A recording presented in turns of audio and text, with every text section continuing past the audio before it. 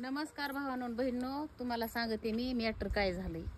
किती दिवस झालं मी घालीते ह्या भोपळ्याला, त्याला येडे इथून वरी चढविते तिकून वरी चढविते. इकडे बघा माझा हात पुराणा पत्र्यावर चालला की मी त्याला इकडे हे करते. या तुम्हाला मी दाखवते काय झालंय. किती दिवस झालं आलाय आणि भोपळे कशी आहे ना, थोडी भोपळी येते, पुन्हा गेलं की पुन्हा बेपत्ता होते. भोपळे कशी आहे ना, भोपळे कसे आहे ना भावांनो बहिणींनो.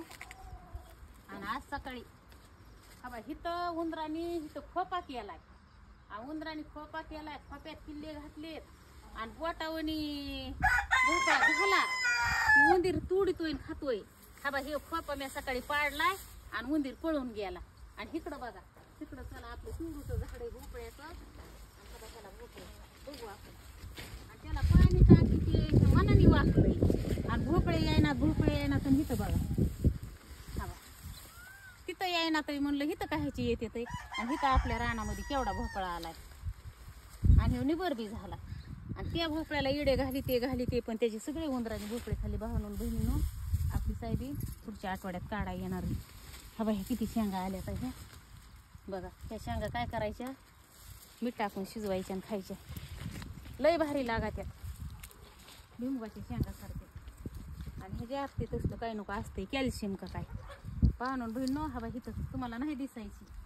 आपण त्या दिवशी एका दिवशी नाही का कोथिंबीर टाकली, ती बारीक वाकली. दोन पानावर आली.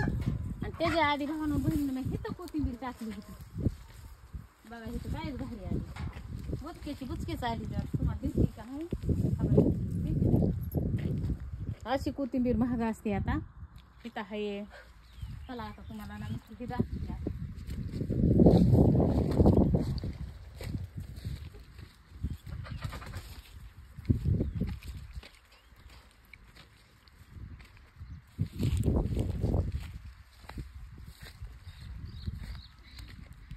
आपल्याला आता इथं पण भोपळा आलाय. आता हे भोपळा इतका छान आहे.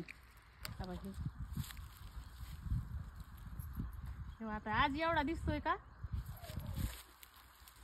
उद्याच्याला ते चांगला मोठा होणार. आणि तसल्या पुढीतले नाही काय नाही, आपलं गावरान बी ते किती कळ्या आल्या ह्याला पुढं. आता लय भोपळे येणार. तुम्हाला सांगते त्याच्या ना बुडका हित आपलं तिथं गावरान टमाट्याचं एक झाड आहे. आणि ते तिळं नसतात का, आता ते तिळं कुणाला बी माहिती असते. भावांनो बहिणींनो, मी तुम्हाला त्याची झाडं दाखवते कशी असते. कुणाला शेतकरी माणसांना सगळ्याला माहीत असते, पण सिटीच्या माणसांना ते तिळं येतात कशाला ते नसेल माहिती. मी ते दाखवते तुम्हाला. तिकडं बघा,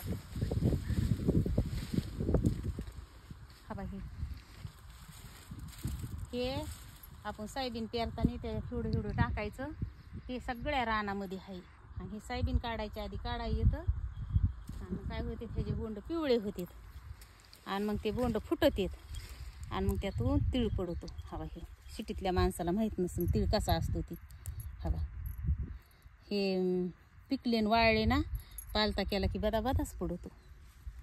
आपली ह्या इकडं तळं दिसतंय का, आमचं तळं ते किती तळ्यात पाणी आले. इथून आमचे फक्त 2-3 वाटण्या वालांडल्या किती पाणी आहे. आणि आमच्या अर्ध्या सायबिनीमध्ये तर पाणीच आहे. आणि इकडं कुणाचंच घर नाही, आमचंच घर आहे ताऱ्याच्या बाजूला. अशा रात्रीचं तसले काय की भेंडके का काय ओरडत येत, जशा काय म्हशी वरडात येत आहे. असं एकल्या माणसाची तर इथं राहायची डब्बर नाही. त्या तळ्यात काय की भेंड